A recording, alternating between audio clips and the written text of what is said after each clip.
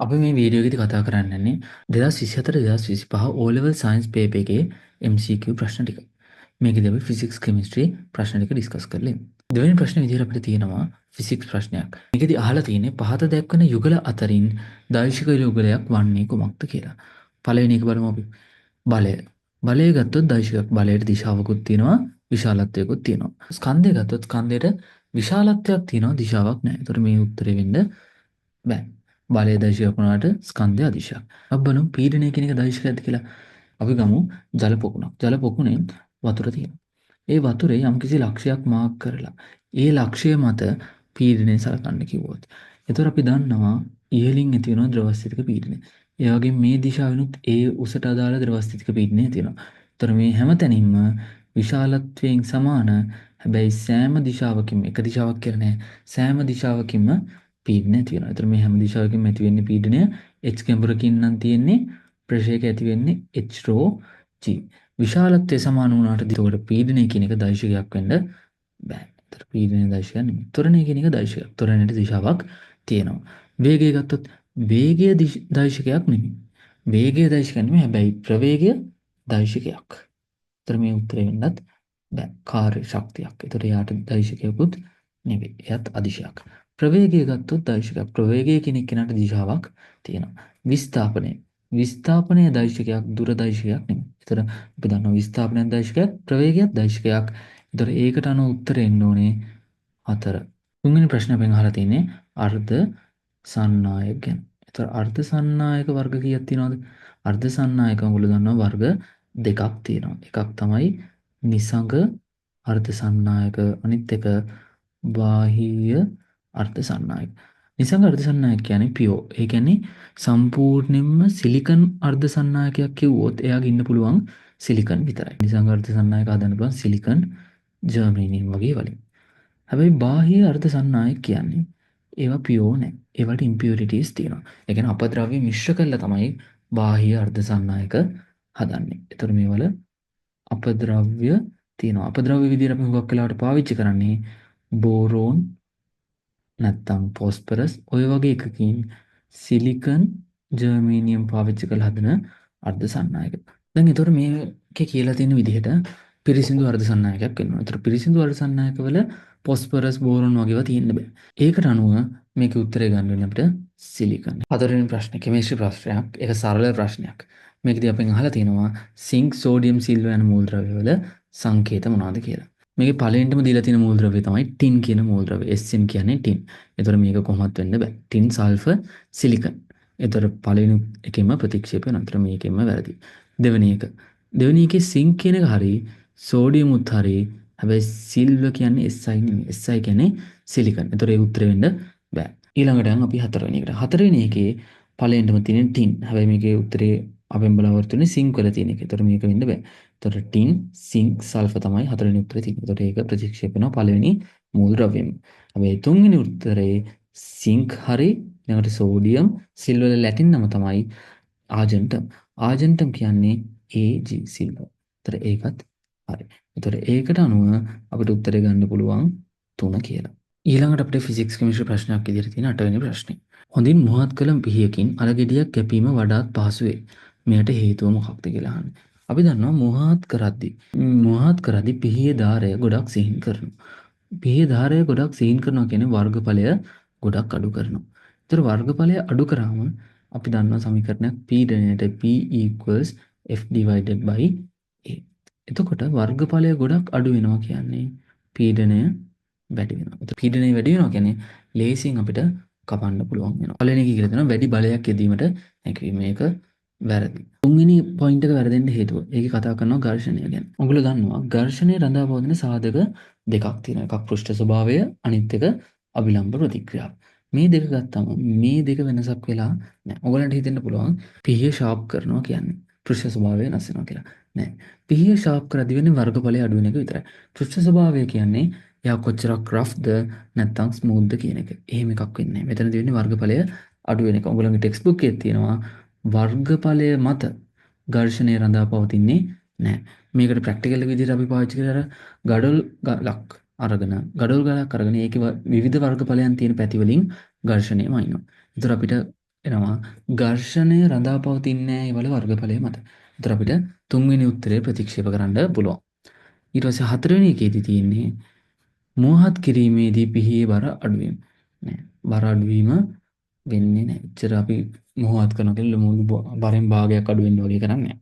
අනිත් එක වැඩි පීඩනයක් යෙදිය හැකි වීම. හරියටම හරි ඒක බලයටත් වඩා අපි එකම බලය දුවත් වර්ගඵලය අඩු වුණාම පීඩනය වැඩි වෙනවා. ඒතකොට ලේසියෙන් කපන්න පුළුවන්. ඒතකොට මේකේ උත්තරේ එන්න ඕනේ දෙක. ඊළඟට අපි ඩිස්කස් කරන්න තියෙන්නේ නවනි ප්‍රශ්නේ. මේකදී අපිට කියනවා X මූලද්‍රව්‍ය ඔක්සිජන් සමග සාධන සංයෝගයේ සූත්‍රය XO කියලා. එතකොට අපි ලියන්න පුළුවන් XO කියන්නේ මේ වගේ සංයෝගයක්. එතකොට අපි ඔක්සිජන් වල අයනය දන්නවා සාමාන්‍යයෙන් එයා හදන්නේ O2- කියලා. එතකොට මෙයා O2- නම් උදාසීන සංයෝගයක් හදන්න X වලට තියෙනුනේ X වලින් එකයිනේ පාවිච්චි වෙන්නේ. එතකොට X වලට තියෙනුනේ X2+ කියන එක. ඒ වගේම ඊළඟ අපිට පොයින්ට් එක විදිහට දීලා තිනවා Y මූලද්‍රව්‍ය සෝඩියම් සමග සාධන සංයෝගය NaY. එතකොට NaY. එතකොට අපි දන්නවා පළවෙනි කාණ්ඩයේ මූලද්‍රව්‍යයක් තමයි සෝඩියම් කියන්නේ. එයාට බාහිරම ශක්ති මට්ටමේ ඉලෙක්ට්‍රෝනයක් ඉන්නවා. එතකොට ඒ බාහිරම ශක්ති මට්ටමේ තියෙන ඉලෙක්ට්‍රෝනය අර ගලවලා සෝඩියම් ප්ලස් එකක් හදන්න පුළුවන්. එතකොට උදාසීන සංයෝගයක් හදන්න නම් y එකක්නේ තියෙන්නේ. ඒතර y ට එන්න ඕනේ ආරෝපණය y-. අතර අපි හොයාගත්තා x හදන අයනේ x2+ y හදන අයනය y-. ඒතර අපිට ඒ දත්ත දෙක ගන්න තමයි ඔය පොයින්ට්ස් දෙක දීලා තියෙන්නේ. මේ පොයින්ට්ස් දෙක ඇසුරින් අපි x2+ හොයාගත්තා. අනිත් එක y-. ඒතර x උයි y උයි එකතු වෙලා හැදෙන සංයෝගය තමයි අපෙන් අහන්නේ. ඒතර x වල 2යි සංයුක්තාවය මෙයාගේ 1යි. අපි දන්නවා මේක මාරු කරන්න පුළුවන්. සංයෝගය හදද්දි. මෙයා මෙතනට එනවා. එතකොට x1 y2 x1 y2 එතකොට අපිට පුළුවන් සූත්‍රය තමයි xy2 කියන එක. එතකොට මේකට අනුව 3 කියලා. ඊළඟට අපි 12 වෙනි ප්‍රශ්නේ ඩිස්කස් කරමු. ලෝහ සන්නායකයක ප්‍රතිරෝධය පිළිබඳව වැරදි ප්‍රකාශය යන්නේ මින් කුමක්ද කියලා. මේකේ පළවෙනි පොයින්ට් එක විදිහට දීලා තියෙන්නේ ප්‍රතිරෝධී උෂ්ණත්වය මත රඳා පවතිනවා කියලා. ඒතර බලමු. සන්නායකයක් ඉන්නවා. සන්නායකයක ඇතුලේ ඉලෙක්ට්‍රෝන ගමන් කරනවා ධාරාවක් ගමන් කරද්දී. ඒතර ඉලෙක්ට්‍රෝන මේ අතර ගමන් කරනවා. මෙහෙම ගමන් කර ඉන්නකොට මෙයාගේ උෂ්ණත්වය අපිට පුළුවන් නම් වැඩි කරන්න. උෂ්ණත්වය වැඩි කරාම මේකේ සන්නායකය ඇතුලේ ඉලෙක්ට්‍රෝන වල චාලක ශක්තිය වැඩි වෙනවා. චාලක ශක්තිය වැඩි වෙලා ඉලෙක්ට්‍රෝන අධික වේගයෙන් යන්න ගන්නවා. ඒතර ක්‍රමවත්ව ගලන්නේ නැහැ. ඒතර ක්‍රමවත්ව ගලන්නේ නැති වුනාම එක එක ඉලෙක්ට්‍රෝන අතර ගැටීම් වැඩි වෙනවා. ගැටීම් වැඩි වෙනවා කියන්නේ ගමන් කරන්න බාධාවක් ඇති වෙනවා. ප්‍රතිරෝධය වැඩි වෙනවා. උෂ්ණත්වය බලපානවද නැද්ද? උෂ්ණත්වය බලපානවා ප්‍රතිරෝධයට. ඒ කියලා තියෙන පළවෙනි එක හරි. දැන් දෙවෙනි පොයින්ට් එකට එමු. දිගට අනුලෝමව සමානුපාතික වේ. ඔයගොල්ලෝ A level වලදී නම් මේක ලේසියෙන්ම ගන්න පුළුවන්. A level වල සමීකරණයක් ඔයගොල්ලෝ ඉගෙන ගන්නවා ඉස්සරහට යද්දී R සමානයි ρ වාරයක් L බෙදීම A කියලා. ඒතර ρ කියන්නේ ඒ ද්‍රව්‍ය හදලා තියෙන එක මත රඳා පවතින නීතියක්. දැන් කොපර් වල රෝ ගත්තොත් එකකයක්, ඇලුමිනියම් වල රෝ ගත්තොත් එකකයක්. ඒ කියන්නේ හදලා තියෙන ද්‍රව්‍ය මත ප්‍රතිරෝධය වෙනස් වෙනවා. එතකොට මේක ද්‍රව්‍ය මත. ඊට පස්සේ L කියන්නේ දිග මතත් වෙනස් වෙනවා. ඒතකොට දිග අනිත් එක වර්ග ඵලය. එතකොට ප්‍රතිරෝධය ගත්තොත් රෝ වැඩි වෙලා එලුත් වැඩි වුණොත් වර්ගඵලය අඩු වුණොත් ප්‍රතිරෝධය වැඩි වෙනවා. එතකොට මෙහෙම තමයි ප්‍රතිරෝධය රඳා පවතින සාධක. අපි බලමු මේක දීලා තියෙන උත්තරත් එක්ක ඊට පස්සේ. දිගට අනුලෝම සමානුපාතිකය. අනුලෝම සමානුපාතිකය කියන්නේ දිග වැඩි වෙද්දී ප්‍රතිරෝධයත් වැඩි වෙනවා කියන එක. එතකොට ඒක හරි. හරස්කඩ වර්ගඵලයට ප්‍රතිලෝම සමානුපාතික වේ. ඊළඟට අපි බලමු මේ සමීකරණය නැතුව කොහොමද මේක පැහැදිලි කරන්නේ කියලා. යම්කිසි පාරක් තියෙනවා. ඒ පාරේ වලවල් ප්‍රමාණයක් තියෙනවා. ඒ දුර යන්න ඒ තියෙන වලවල් ප්‍රමාණය වැඩි වෙනවා. ඒ කියන්නේ දිග වැඩි වෙන තරමට බාධා ප්‍රමාණය වැඩි වෙනවා. ඒ කියන්නේ ප්‍රතිරෝධය වැඩි වෙනවා. ඔන්න ඔය වගේ සංසිද්ධියක් තමයි වෙන්නේ සන්නායකයක් තුළදීත්. ඊළඟට හරස්කඩ වර්ගඵලය. මේ සමීකරණේ නැතුව හරස්කඩ වර්ගඵලය ගන්නවා නම් අපි දන්නවා හරස්කඩ වර්ගඵලය කියන්නේ කොච්චරක් මහත කම්බියක්ද හීනි කම්බියක්ද කියන එක. කම්බියේ හීනි වල තරමට ඉලෙක්ට්‍රෝන ගොඩක් යන්න අමාරුයි. එතකොට ඒත් බාධා වැඩි, ඒ කියන්නේ ප්‍රතිරෝධය වැඩි වෙනවා. ඔක තමයි සරලවම අපිට පැහැදිලි කරන්න පුළුවන් අර සමීකරණය පාවිච්චි කරන්නේ නැතුව O level එකේදී. ඒතර මේක ප්‍රතිලෝම සමානුපාතිකයි තමයි. එය හරහා යන විභවාන්තරය මත රඳා පවතී. ඔයගොල්ලෝ මේ ප්‍රශ්නේ වරද්ද ගන්න හේතුවක් තමයි හතරවෙනි එක හරි කියලා හිතන කවුරු හරි ඉන්නවා නම් මම හිතන්නේ V equals IR කියන ඉක්වේෂන් එක ඔයගොල්ලෝ හිතනවා. ඒතර V equals IR ඉක්වේෂන් එක ගත්තම ඔයගොල්ලෝ දන්නවනේ ප්‍රතිරෝධය ගැනනේ අපෙන් අහන්නේ. අපෙන් අහන්නේ ප්‍රතිරෝධය. ඒතර මේ සමීකරණය ඇතුලේ V තියෙනවා. ඒතර මේක ඇතුලේ V තියෙන ඉඳන් ඔයගොල්ලෝ හිතනවා ප්‍රතිරෝධයත් V මත රඳාපවතිනවා කියලා. නෑ. මේ ප්‍රතිරෝධය මත ගලන ධාරාව රඳාපවතිනවා.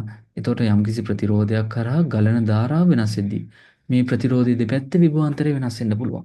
හැබැයි කවදාවත් විභවාන්තරයත් එක්ක R වෙනස් වෙන්නේ නැහැ.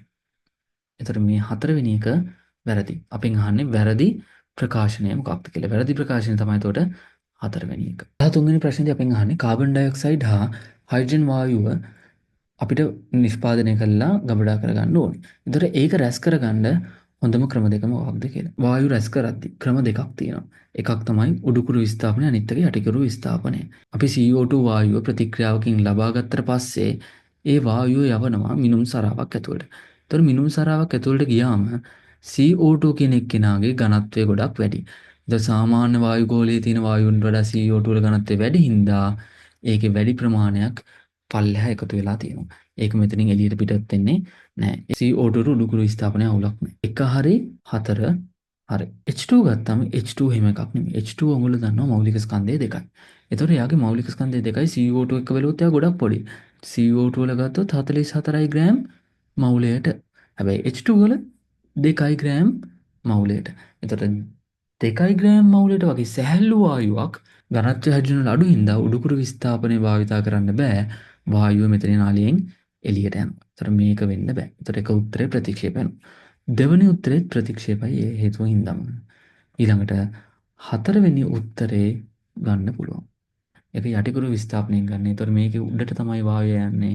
වායුව මෙතනින් එළියට යන්න බෑ. හිර වෙලා මෙතන එකතු කරගන්න අපිට ලේසියෙන් ඒක කරන්න පුළුවන්. ඒතර අපි ඩිස්කස් කරපු පොයින්ට්ස් එක දෙකම හරියන්නේ. දෙකටම ගැලපෙන උත්තරයක් තමයි 4. ඊළඟට මම ඩිස්කස් කරන්න හිරපු ප්‍රශ්නේ තමයි 15 වෙනි ප්‍රශ්නේ. මේ ප්‍රශ්නේදී අපෙන් අහන්නේ ට්‍රාන්ස්ෆෝමර්ස් ගැන ප්‍රශ්නයක්. මේ ට්‍රාන්ස්ෆෝමර්ස් වලදී පළවෙනිම අපිට හම්බ වෙනවා ඒ ට්‍රාන්ස්ෆෝමර් එක. මේ පවර් ප්ලාන්ට් එකකින් එළියට පවර් එක දුන්න ගමන් එයාගේ වෝල්ටේජය 11 කිලෝවෝල්ට්.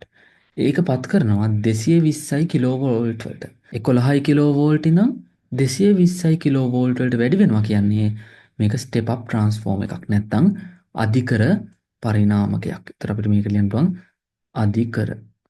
ඊළඟට B එකේදී 220යි කිලෝවෝල්ට් ඉඳන් 22යි කිලෝවෝල්ට්. ඒ කියන්නේ වෝල්ටේජය අඩු වෙලා. එහෙනම් අඩු කරන්න අපි පාවිච්චි කරන්නේ ස්ටෙප් ඩවුන් ට්‍රාන්ස්ෆෝමර්ස් නැත්නම් අවකර ට්‍රාන්ස්ෆෝමර් එකක්. අනිත් එක C එක. C එකේදී වෙලා තින්නේ 22යි කිලෝවෝල්ට්. මොකද මේකේදී එකපාරට කිලෝ කියන එක දැක්කේ නැත්නම් උත්තරේ වරදිනවා. 22යි කිලෝවෝල්ට් කියන්නේ 22000යි වෝල්ට්. ඒකපත් වෙනවා 220යි වෝල්ට්. ඒ කියන්නේ වෝල්ටේජය ගොඩක් අඩු වෙලා. ඒ කියන්නේ එයත් අවකර පරිණාමකයක්.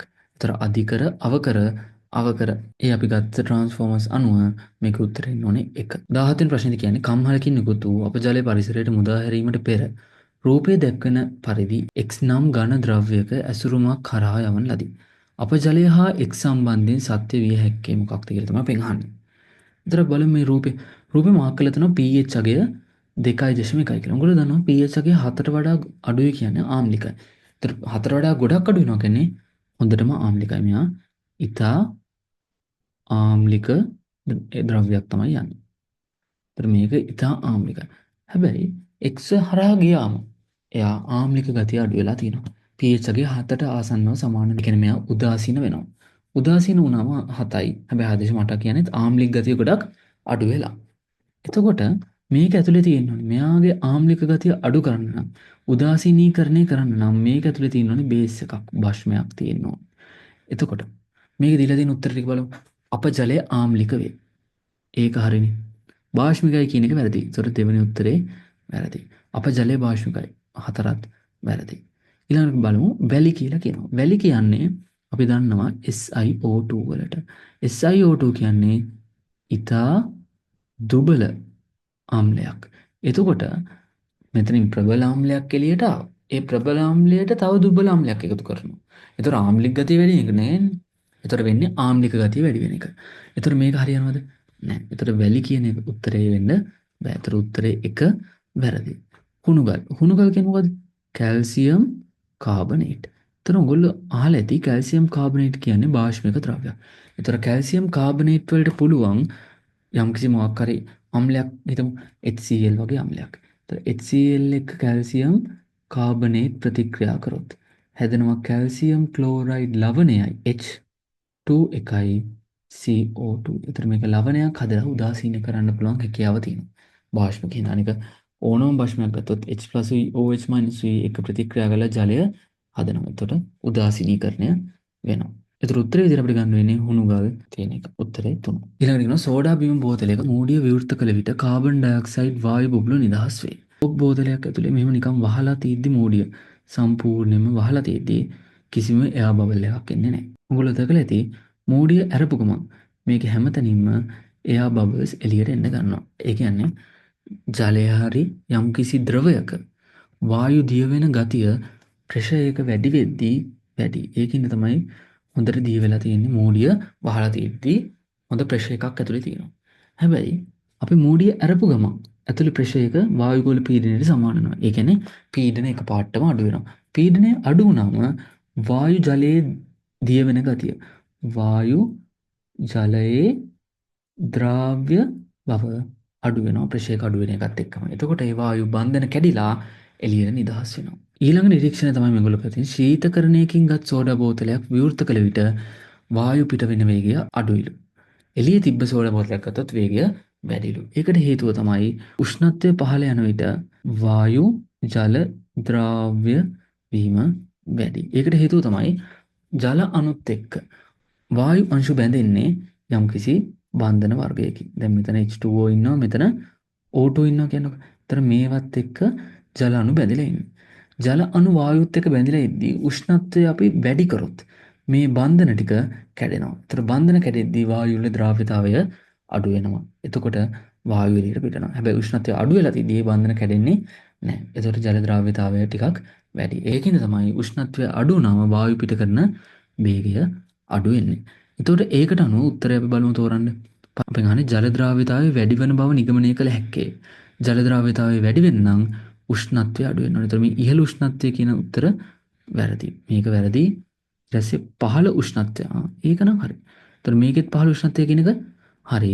ඉහළ උෂ්ණත්වය කියන උත්තරේ වැරදි. දැන් අපි බලමු පීඩනය. අපි පළවෙනියෙන්ම කතා කරේ. පීඩනය වැඩි වුණොත් තමයි හොඳට ජලයේ වායු ද්‍රව්‍ය වෙලා තියෙන්නේ. එහෙනම් වැඩි පීඩනයක් තියෙන්න ඕනේ. ඒතර මේකේ උත්තරේ විදිහට අපිට ගන්න පුළුවන් 2. 19 වෙනි ප්‍රශ්නේ.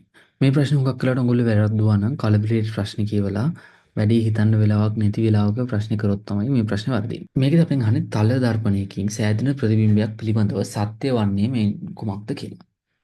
පළවෙනි එක තියෙනවා ප්‍රතිබිම්බය වස්තුව තිබෙන පැත්තේම ඇති වේ. දැන් ඔයගොල්ලෝ මිරර් එකක් ඉස්සරහට යනවා. මිරර් එක ඉස්සරහට ගිහිල්ලා හිටගත්තම ඔයගොල්ලෝගේ ප්‍රතිබිම්බය ඇති වෙන්නේ මිරර් එකකින් ඉස්සරහද නැහැ. මිරර් එක ඇතුලේ ඇති වෙනවා වගේ තමයි ඔයගොල්ලන්ට පේන්නේ. සමාන දුරකින් සමාන විශාලත්වයකින් ප්‍රතිබිම්බයක් ඇති වෙනවා. ඒතර මිරර් එකකින් එහා පැත්තේ තමයි ඇති වෙන්නේ. ඒතර පළවෙනි එක වැරදි. වස්තුව තිබෙන පැත්තේ නෙමෙයි ඇති වෙන්නේ තල දර්පණයක ප්‍රතිබිම්බය. ඊළඟට ප්‍රතිබිම්බයේ විශාලත්වය. දර්පණයේ විශාලත්වය මත රඳවද. නෑනේ. ඔයගොල්ලෝ පොඩි මිරර් එකකින් බැලුවොත් ඔයගොල්ලන්ගේ මූණ ලොකු පොඩි වෙලත් ලොකු මිරර් එකකින් බැලුවොත් ඔයගොල්ලන්ගේ මූණ ලොකු වෙලත් පේන්නේ නෑනේ. ඒතර පේන්නේ එකම සයිස් එක. එතකොට තල දර්පණ වල ප්ලේන් මිරර්ස් වල ලක්ෂණයක් තමයි වස්තුවේ විශාලත්වයයි හැදෙන ප්‍රතිබිම්බයේ විශාලත්වයයි සමානයි. එතකොට මේකේ දෙවෙනි එකත් වැරදි. ප්‍රතිබිම්බය පාර්ශවිකව අපවර්තනය වී පවතී. පාර්ශවිකව අපවර්තනය වෙනවා කියන්නේ වම දකුණු මාරු වෙනවා. දැන් ඔයගොල්ලෝ කන්නඩියක් ඉස්සරහට ගිහිල්ලා ඔයාගේ දකුණු අත ඉස්සුවොත් මිරර් එකේ හැදෙන ඉමේජ් එකේ වම් අත ඉස්සනවා වගේ තමයි පේන්නේ. ඔක නිකන් ගෙදර ඉදි කරලා බලන්න. එතකොට ඔයගොල්ලන්ට මේක හොඳට තේරෙයි. එතකොට මේක හරි පාර්ශවිකව අපවර්තනය වෙලා තමයි පේන්නේ. ඊට පස්සේ ප්‍රතිබිම්බ දුර දර්පණයේ ජ්‍යාමිතික හැඩය මත රඳාපතේ. ඒක වෙන්නේ නෑ. එක එක හැඩේ මිරර්ස් තියෙනවනේ. ඒ වලින් බැලුවා කියලා ඔයගොල්ලන්ගේ මූණේ විශාලත්වය වෙනසක් වෙන්නේ නෑ. ඒතර මේකේ උත්තරේ විදිහට අපිට ගන්න පුළුවන් තුන්වෙනි උත්තරේ. 20 වෙනි ප්‍රශ්නේත් ලේසි ප්‍රශ්නයක්. ඒකේ අපෙන් අහන්නේ පෘථිවියේ තියෙනවා කියලා හිතන්න. මේ හරිය තියෙනවා චන්ද්‍රිකාවක්. ඒ චන්ද්‍රිකාවෙන් පෘථිවියට යම්කිසි සංඥාවක් එව්වම ඒක පෘථිවියට ළඟා වෙන්න කොච්චර වෙලාවක් යනවද කියන එක තමයි ඒකේ අහලා තියෙන්නේ. ඒතර මේ දෙන්න අතර දුර අපිට දීලා තිනවා කිලෝමීටර් වලින් 3600යි කිලෝමීටර් කියලා. මම දැක්ක හුඟක් ළමයි මේක වරද්දගෙන තිබ්බා කිලෝමීටර් මීටර් කරන්නේ නැතුව. 36යි එතකොට ලියන්න අපිට 3.6 වාරයක් 10 කිලෝමීටර්.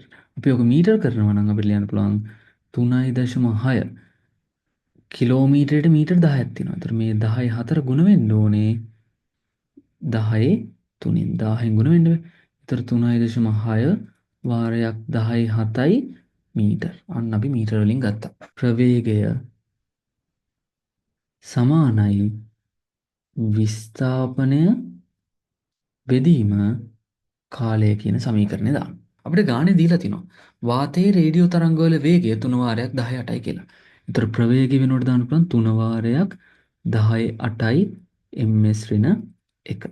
විස්ථාපනයට අපිට දාන්න පුළුවන් 3.6 වාරයක් 10 7යි මීටර් කාලය t.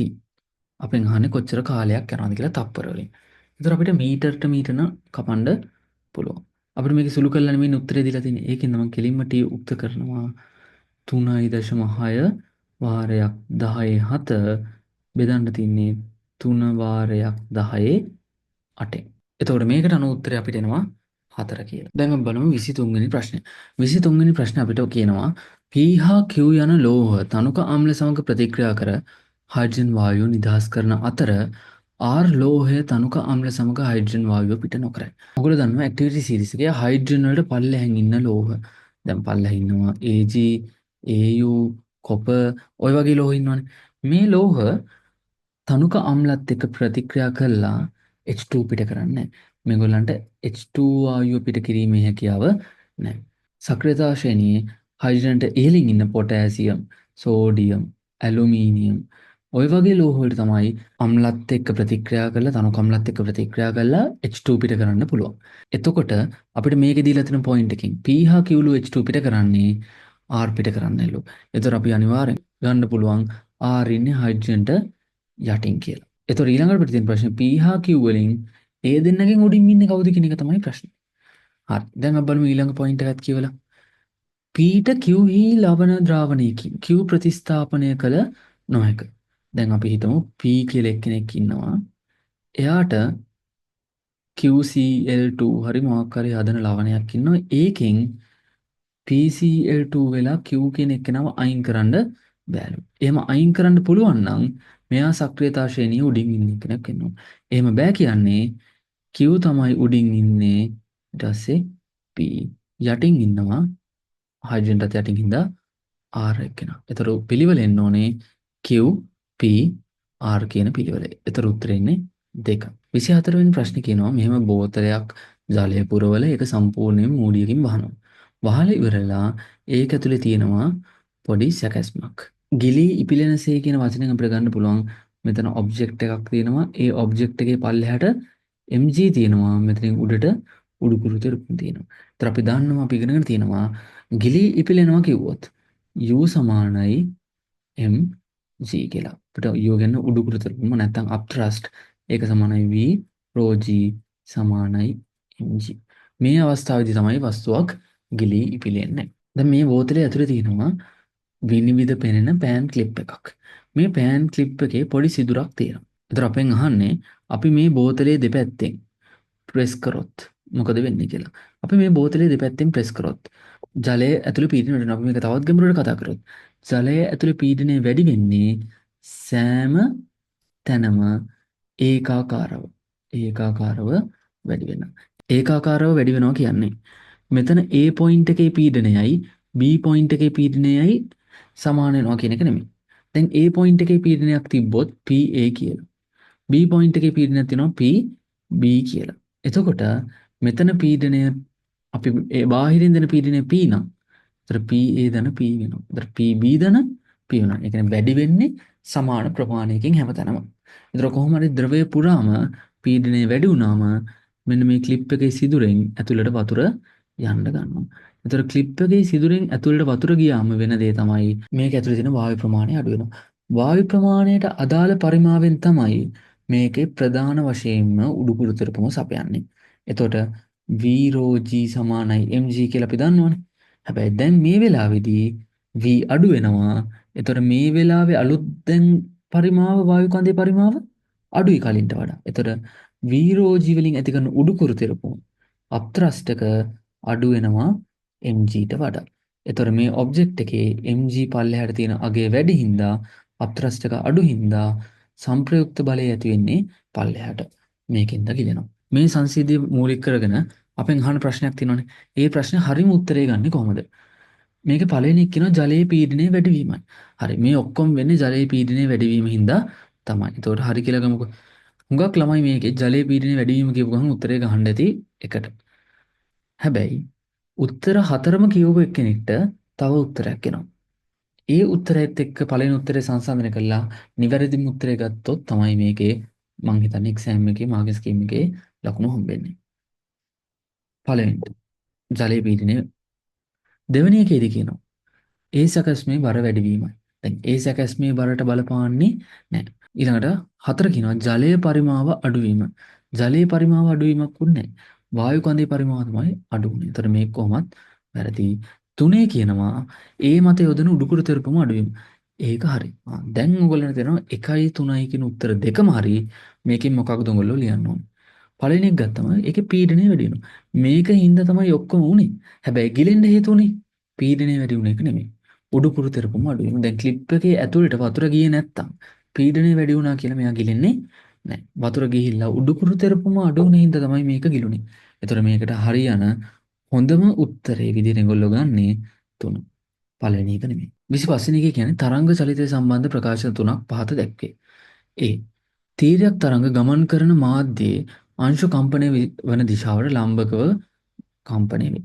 හරිනේ. තීරයක් තරංගයක් ගත්තොත් ඒකේ අංශු කම්පනය වෙන්නේ ඉහළ පහළ. ඒතර තරංගේ ඉස්සරහට යනවා. ඒතර මේ අංශු ඉහළ පහළ යනවා. තරංගය ඉස්සරහට යනවා. දැන් ජල තරංගයක් ගත්තොත් ජල තරංගයේ අංශු මෙතන තියෙන අංශු උඩට යනවා ආයෙ පල්ලෙහාට යනවා. හැබැයි තරංගය යන්නේ ඉදිරියට. ඒතර ලම්බක දිශාවක තමයි තරංගය යන්නේ. වේව් එක යන්නේ ඉස්සරහට particles move වෙන්නේ vertically. හරි.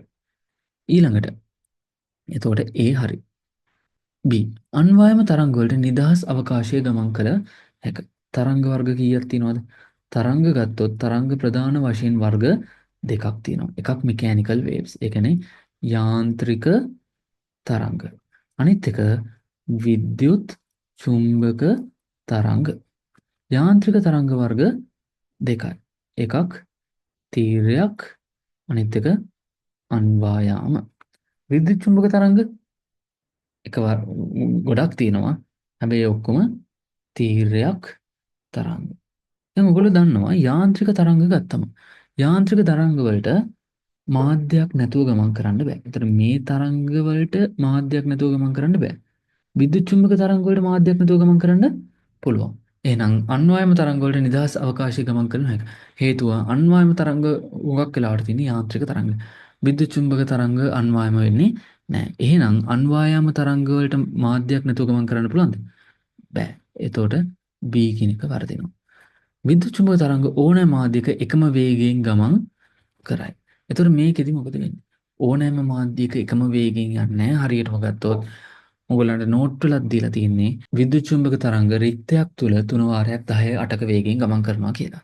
එතකොට මාධ්‍යයේ ඝනත්වය වැඩි වෙන තරමට විද්‍යුත් චුම්බක තරංග වල නම් වේගය අඩු වෙනවා. එතකොට මේක වැරදි. අපි නිකන් කතා කරමු.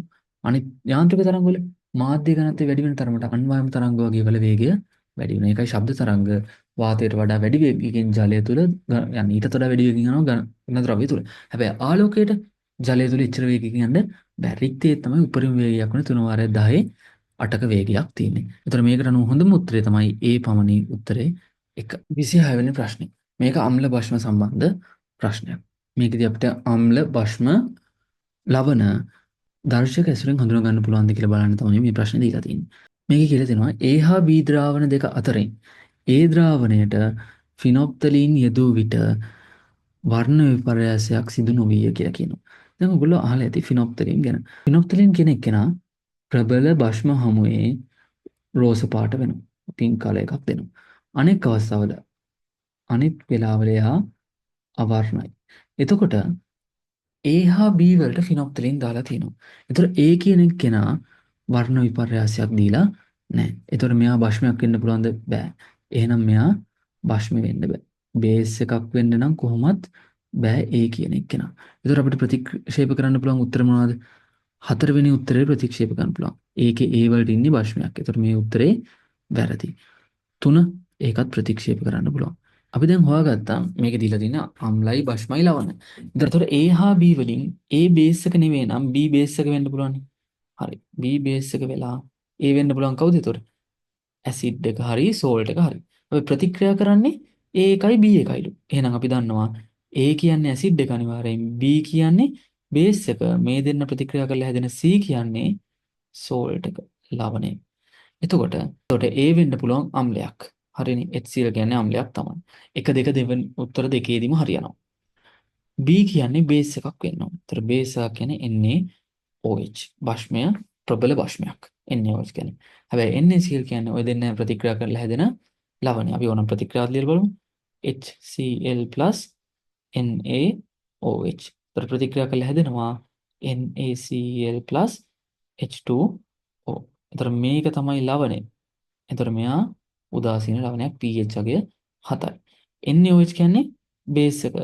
මෙයා ඇසිඩ් එක. එතකොට A B C.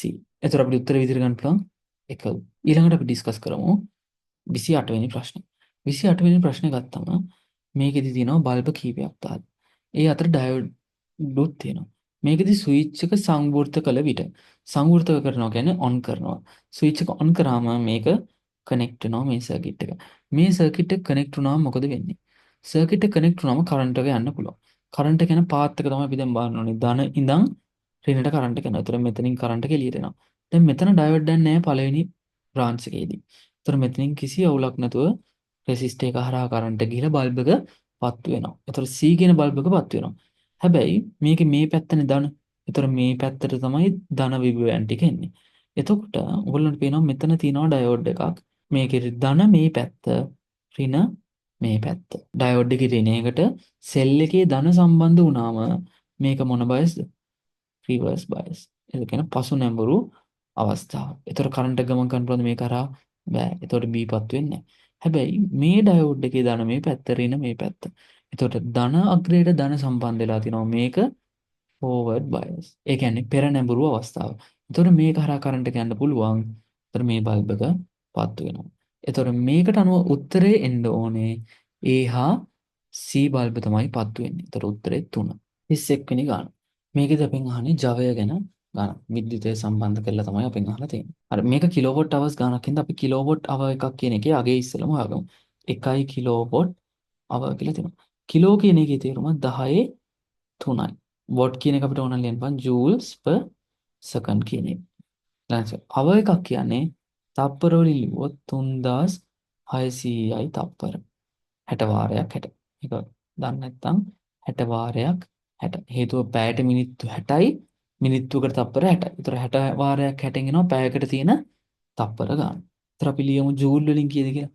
1 kilowatt hour කියන්නේ 10 වාරයක් ජූල් තප්පරයට කියන එක ගුණ කරන්න ඕනි 3600යි තත්පර වලින්. ඒතර මේ තප්පර වලට මේ තප්පර කියන එක කැපිලා ගිහිල්ලා එනවා 36.2 වාරයක් 10 3යි කියලා. අපිට ඕන මේක ලියන්න පුළුවන් 3.36 වාරයක් 10 5යි කියලා. එතකොට දැන් අපි කිලෝවොට් එකක් කියන එක ජූල් වලින් හොයාගෙන ඉවරයි. දැන් අපි බලමු මේ තාපකයේ කොච්චර ශක්තියක් පාවිච්චි කරාද කියලා. දැන් අපි දන්නවා P කියන්නේ පවර් එක නැත්නම් ක්ෂමතාවය. ඒක එන සමීකරණය තමයි E බෙදීම T ශක්තිය බෙදනවා කාලය. එතකොට අපිට ඕනේ ශක්තිය. එතකොට මෙයා භාවිත කරපු ශක්තිය හොයන්න පුළුවන් P වාරයක් T වලින්. මෙයාගේ පවර් එක අපිට දීලා තියෙනවා 10 3යි වොට් කියලා. 1000යි වොට්. ඒ ගුණ කරන්න ඕනේ කාලයෙන්. පැය දෙකක්නේ. පැය දෙකක් කියන්නේ තත්පර කීයක්ද? තත්පර ගත්තොත් 2 වාරයක් 60 වාරයක් 60. ඒතර මේක තමයි තත්පර ගන්න. ඒතර අපි ලියන්න පුළුවන් යුනිට්ස් ගන්න. යුනිට්ස් ගන්න ගන්න නම් අපි කරන්න ඕනේ ශක්තිය බෙදනවා 1 කිලෝවොට් අවර් එකකින්. ඒතර අපිට ශක්තිය ඇවිල්ලා තියෙනවා 60 වාරයක් 60 වාරයක් දෙක වාරයක් 10 3යි ජූල් කියලා. අපි මෙතනින් මේක හොයාගත්තා. ඊළඟට අපි කිලෝවොට් එකක තියෙන ගාන දන්නවා 36 වාරයක් 10 5යි කියලා. දැන් අපි මේක සුළු කරගෙන කරගෙන යනවා. බිංදු දෙකක් කපන්න පුළුවන්. මෙතන 10 5. එතකොට 10 5න් බිංදු දෙකක් ගියාම 10 3ක් ඉතුරු වෙනවා. ඒ 10 3ට මේ 10 3 කැපෙනවා. එතකොට 36 කපන්න පුළුවන්. මෙතන 6 වරක් 6 කියන්නේ 36යි. එතකොට උත්තරේ එනවා 2යි කියලා. එතකොට මේකේ උත්තරේ කිලෝවොට් අවර්ස් 2යි. උත්තරේ 2යි. ඊළඟ ප්‍රශ්න අපෙන් අහනවා කැතෝඩිය ආරක්ෂණය ගැන. එතකොට අපි බලමු කැතෝඩිය ආරක්ෂණය කියන්නේ මොකක්ද කියලා. කැතෝඩිය ආරක්ෂණයේදී වෙන්නේ යකඩය කැතෝඩ් එක බවට පත් වෙනවා. යකඩය කැතෝඩ් එක වෙලා අනිත් මූලද්‍රව්‍ය ඇනෝඩය වෙනවා. එතකොට ඔක්සිකරණය වෙන්නේ ඇනෝඩේ. එතකොට මේකෙදි විද්‍යුත් රසායනික ශ්‍රේණියේ ඉහළින් තියෙන මූලද්‍රව්‍යයක් ගත්තොත් යකඩ වලට වඩා ඉහළින් තියෙන මූලද්‍රව්‍යයක් තමයි ගන්නෙ. එතකොට යකඩ වලට වඩා ඉහළින් තියෙන මූලද්‍රව්‍ය තමයි මැග්නීසියම් ඔය වගේ ඒවා. එතකොට සිංක් වගේ එකක් ගත්තොත් අපි ලියන්න බලන්න. ඇනෝඩේ බවට පත් වෙන්නේ සිංක්. එතකොට ඇනෝඩ් එක සිංක් වෙනවා. එතකොට සිංක් වලට පුළුවන් ඔක්සිකරණය වෙන්න. එතකොට ඔක්සිකරණය වෙලා සිංක් ධන දෙකක් හදනවා ඉලෙක්ට්‍රෝන දෙකක් පිට කරලා.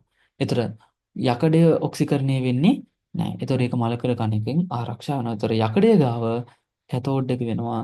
කැතෝඩ් එකේදී යකඩය මලකල කන්නේ ප්‍රතික්‍රියා කරන්නේ ඒ වෙනුවට H2O O2 මේ ඉලෙක්ට්‍රෝන මේ දුන්න ඉලෙක්ට්‍රෝන වලින් හතරක් ගන්නවා. මේ වගේ දෙපාරක් ප්‍රතික්‍රියා වෙලා ඉලෙක්ට්‍රෝන හතරක් අරගෙන OH- හතරක් හදනවා. එතකොට මේකෙදි Fe කෙනෙක් කෙනා Fe ධන දෙක බවට පත් වෙලා විකාදනය වෙන්නේ නැහැ. එතකොට මේකදී ගන්න පුළුවන් Fe වලට වඩා ඉහළින් ඉන්න ලෝහයක් තමයි උත්තරේ විදිහට ගන්න පුළුවන්. එතකොට මේකේ විදිහට Fe වලට වඩා උඩින් ඉන්න ලෝහයක් වෙන්නේ සිංක්. නැත්තම් වෙන්නේ Fe වලට වඩා පල්ලෙහෙන් ඉන්න එකක් ගත්තොත් ඇනෝඩ් එක බවට පත් වෙනවා Fe එක. එතකොට Fe එක දිය වෙලා යනවා. එතකොට Fe එක මේ විදිහට දිය වුණා. Fe එක මේ විදිහට දිය වුණාට පස්සේ කැතෝඩ් එක බවට පත් වෙන්නේ අනිත් ලෝහය. එතකොට ඒ ලෝහය ගාව තමයි මේ H2O O2 වලින් OH- හදන ප්‍රතික්‍රියාව වෙන්නේ. 33 වෙනි ප්‍රශ්නේදී අපිට කියලා තියෙන්නේ ස්කන්ධයෙන් වෙන රොකට් එකක් තියෙනවා. ඒක මත ඉන්ධන දහනයෙන් ඇති වෙනවා R කියලා බලයක්. එතකොට අපි මේක රොකට් එක කියලා ගත්තොත් මේගොල්ලෝ කියලා තිනවා R කියලා බලයක් මේක මත ඇති වෙනවලු ඉහළට. එතකොට පල්ලෙහාට අපි දන්නවා mg කියන බලය තියෙනවා. එතකොට රොකට් එක ඉහළට යන්න හේතු වෙන බලය තමයි R. ඒක obviously mgට වඩා වැඩි. එතකොට අපිට ගන්න පුළුවන් ඉහළට F සමානයි ma දාලා. ඉහළට තියෙන බලය R. පල්ලෙහාට තියෙන බලය mg. එතකොට පල්ලෙහාට ඉන්න දෙකේ දිශාව අපි ඍණ දානවා සමානයි m වාරයක් a. අපෙන් අහන්නේ ත්වරණය. එතකොට ත්වරණය උක්ත කරොත් R ඍණ m g බෙදන්න ඕනේ m වලින්. එතකොට මේකට අනුව උත්තරය අපිට 1 කියලා ගන්න පුළුවන්. 34 වෙනි ප්‍රශ්නේදී අපිට සංයෝග කීපයක් දීලා තියෙනවා. ඒ සංයෝගවල මෞලික ස්කන්ධය අපි මුලින්ම හොයාගමු. දැන් අපි මුලින්ම CH4 වල මෞලික ස්කන්ධය හොයාගමු. CH4. එතකොට CH4 ගත්තම මෞලික ස්කන්ධය වෙන්නේ කාබන් 1යි හයිඩ්‍රජන් 4යි. එතකොට 1 එක 4 ගානේ 4ක් ගත්තම 4යි. එතකොට 12 ධන 4 16යි ග්‍රෑම් මවුලයට. ඊළඟට ගමු MC2H4. එතකොට MC2H4 වල කාබන් දෙකක් ඉඳ 12 රත් දෙක 24යි හයිඩ්‍රජන් ඉන්නවා 4ක්. එතකොට එයාගේ මৌলিক ස්කන්ධය එනවා 28යි ග්‍රෑම් මවුලයට කියලා. ඊළඟට MC2H6. එතකොට C2H6 වල කාබන් දෙකයි 24යි H6ක් හින්දා 6ක් එකතු වෙනවා. එතකොට 30යි ග්‍රෑම් මවුලයට කියලා එනවා. ඊළඟට MC3H8. මේකෙ දෙන්නේ කාබන් 3ක් තියෙනවා. 12 වරක් 3 36යි ධන H8ක්. හරි. 8ක් එකතු වුණාම 6ට 14යි. ඉතුරු එකයි 44යි ග්‍රෑම් මවුලයට කියලා එනවා. දැන් මේ මෞලික ස්කන්ධ ඇසුරෙන් අපිට ගන්න පුළුවන් එක් එක් අවස්ථාවේ තියෙන මවුල ගණන. දැන් අපි මේ හොයාගත්ත මෞලික ස්කන්ධ ඇසුරෙන් මවුල ගණන හොයාගමු. දැන් මේකේ තියෙන්නේ 8 බෙදීම 16. මෞලික ස්කන්ධයෙන් ස්කන්ධ බෙදීම තමයි මවුල ගණන එන්නේ. 8 බෙදීම 16ක් කියන්නේ මේකේ A වල ඉන්නවා භාගයක්. හරි. මේකෙන්නේ 7 බෙදීම 7යි ස්කන්ධය මෞලික ස්කන්ධයෙන් බෙදන්න ඕනේ. මේකට අපි දාන සමීකරණය තමයි n සමානයි m බෙදීම කැපිටල් M. ස්කන්ධය බෙදනවා මෞලික ස්කන්ධයෙන්. 7 බෙදන්න ඕනේ 28න්. එතකොට එනවා 1 බෙදීම 4යි මවුල කියලා. මේකෙදි 10ක් ඉන්නවා මෞලික ස්කන්ධය 30යි. එතකොට එක බෙදීම 3යි මෞල.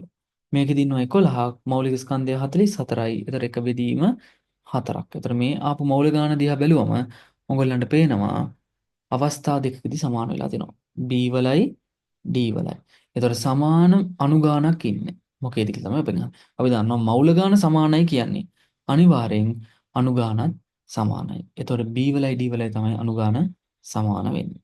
එතකොට උත්තරේ 3. 35 වෙනි ගානේදී ඔයගොල්ලන්ගෙන් අහන්නේ මේක ඇති වෙන ගූර්ණය කියලා. එතකොට මෙතන තියෙනවා බල දෙකක්. 4යි නිව්ටන් 5යි නිව්ටන්. එතකොට ඔයගොල්ලන්ට පේනවා මේ 5යි නිව්ටන් කියන එකේ බල රේඛාව යන්නේ O හරහා. එතකොට 5යි නිව්ටන්ට තියෙන ලම්බක දුර මෙයාට තියෙන D සමාන වෙනවා බිඳුවක්. එතකොට එයාගෙන් ගූර්ණයක් ඇති කරන්න බෑ. එතකොට මේකේ ගූර්ණයට සමීකරණය දැම්මොත් දක්ෂිනාවර්ත ගූර්ණය සමානයි 4යි 4යි නිව්ටන්ට තියෙන ලම්බ දුර මෙතන නම් මෙතන තියෙන ලම්බ දුර 0.4යි. එතකොට 4 වාරයක් 0.4 මේක තමයි 4යි නිව්ටන් බලයෙන් ඇති කරන එක. හැබැයි 5යි නිව්ටන් එකට ඇති කරන්න බෑ හේතුව යට තියෙන ලම්බක දුර 0යි. එතකොට මේ කැලල බිඳුවක් වෙනවා. සුළු වුණාම උත්තර එනවා 1.6යි නිව්ටන් මීටර් කියලා. එතකොට ඒකට අනුව අපිට උත්තරේ ගන්න වෙන්නේ 2 කියන එක. 36 වෙනි ප්‍රශ්නේදී අපෙන් අහන්නේ HClයි ජලයයි අතර තාපාංක දෙකේ වෙනසට හේතුව. උගොල්ලෝ දන්නවා O level මට්ටමේදී අපි කතා කරලා තියෙනවා හයිඩ්‍රජන් බන්ධන කියන්නේ ප්‍රබල බන්ධන වර්ගයක්.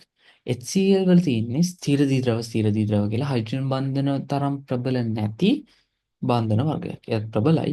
හැබැයි හයිඩ්‍රජන් බන්ධන තරම් ප්‍රබල නැහැ. එතකොට මේකේ ද්‍රවාංක තාපාංක වෙනස් වීමට හේතුව තමයි මේවල තියෙන අන්තරාණුක ආකර්ෂණ බලය. ඒතර අන්තරාණුක ආකර්ෂණ බලය ප්‍රබල වෙන තරමට අණු හොඳට බැඳිලා තියෙනවා. ඒතර ඒගොල්ලෝ වාෂ්ප වෙන්න එහෙම අමාරුයි. ඒතර තාපාංකයේම ගොඩක් වැඩි වෙනවා. එහෙනම් ප්‍රබල හයිඩ්‍රජන් බන්ධන තියෙන හින්දා තමයි ජලයේ තාපාංකය ගොඩක් වැඩි වෙන්නේ. එතකොට 100ක් වෙලා ඍණ 85ක් තරම් අඩු වගේක් HCl වලට යන්න හේතුව හයිඩ්‍රජන් බන්ධන ජලයේ තියෙන එක. ඒතර පළවෙනි උත්තරේ හයිඩ්‍රජන් ක්ලෝරයිඩ් අණු අතර අන්තර් අණුක ආකර්ෂණ බල ජල අණු අතර අන්තර් ආකර්ෂණ බල වලට වඩා ඉහළ යනවා කියන එක. ඒතර උත්තරේ තමයි 1. 37 වෙනි ගානේ කියන්නේ දුනු තරාදියක් තියෙනවා. ඒකින් එල්ලලා තියෙනවා සිංක් කෑල්ලක්. එතකොට මේ තමයි සිංක් කෑල්ල. ඒක ගිල්ලලා තියෙනවා HCl වලදී. එතකොට මේක සිංක් මේක HCl. මෙහෙම ගිල්ලලා තියද්දි සිංකුයි HClයි ප්‍රතික්‍රියා කරන්න පුළුවන්. ප්‍රතික්‍රියා කළා සිංක් ක්ලෝරයිඩුයි H2යි හදනවා. එතකොට H2 වායුව මෙතනින් අයින් වෙලා යනවා. එතකොට ප්‍රතික්‍රියාව වෙන්න මෙයාගෙන් H2 අයින් වෙලා යනවා. එතකොට මේ පද්ධතියේ තිබ්බ ස්කන්ධයේ කාලයත් එක්ක මොකද වෙන්න ඕන? අඩු වෙන්න ඕන. ඒක ක්‍රමවත්ව අඩු වෙගෙන යනවා. ඔයගොල්ලෝ දන්නවා ප්‍රතික්‍රියා කරන ශීඝ්‍රතාවය සාන්ද්‍රණය මත රඳා පවතිනවා. කාලයත් එක්ක ප්‍රතික්‍රියා කරන්න සිංක් වලයි HCl වලයි දෙකේම සාන්ද්‍රණය අඩු වෙනවා. සාන්ද්‍රණය අඩු වෙනවා කියන්නේ rate of reaction නැත්නම් ප්‍රතික්‍රියා ශීඝ්‍රතාවයත් අඩු වෙනවා. එතකොට මෙයාගේ ස්කන්ධය අඩු වෙන එකත් ටික ටික තමයි අඩු වෙන්නේ. මුලින් ගොඩක් ස්පීඩ් අඩු වුණා ඊට පස්සේ ටික ටික අඩු වෙනවා. එතකොට මේ උත්තර වලින් ප්‍රතික්ෂේප කරන්න පුළුවන් උත්තරයක් තමයි මේ උත්තරේ. මේ උත්තරේදී එකපාරටම රේඛීයව අඩු වෙලා තියෙනවා. එහෙම රේඛීයව අඩු වෙන්නේ නැහැ. කාලයත් එක්ක අඩු වෙන එක අඩු වෙනවා. ඒතර පොඩි වක්‍රයක් එන්න ඕන. ඊට පස්සේ මේකෙදි වෙලා තියෙන්නේ තවත් අම්ලය දානවලු. තවත් අම්ලය දැම්මම ආයෙ ප්‍රතික්‍රියාව වෙනවලු. ඒ කියන්නේ අම්ලය මුලින් ඉඳලා තියෙන අඩුවේ. දැන් අපි මේක නිකන් හිතමු. සිංකුයි HClුයි ප්‍රතික්‍රියා කරන්නේ එකට එක අනුපාතයට. එතකොට සිංක් ක්ලෝරයිඩ් හැදිලා H2 අයින් වෙලා යනවා. දැන් මෙයාගේ මුලින් ඉන්නවා 20ක් මවුල. මෙයාගේ ඉන්නවා මවුල 5ක්. එතකොට මේ ප්‍රතික්‍රියාව වෙද්දී මෙයාගේ එකට එකනේ අනුපාතය ප්‍රතික්‍රියා කරන. එතකොට මෙයාගේ පහම ප්‍රතික්‍රියා කරලා ඉවර වෙනවා. මෙයාගේ පහක් ප්‍රතික්‍රියා කරලා ඉවර වෙනවා. එතකොට 15ක් ඉතුරු වෙනවා. එතකොට ප්‍රතික්‍රියාව නවතිනවා. එතකොට මේ වෙලාවේදී ප්‍රතික්‍රියාව නවතිලා තින්නේ ඒ හින්දා. ඊළඟට අපි HCl තව වැඩි කරනවා. HCl අපි දැන් 20ක් දැම්ම කියමු.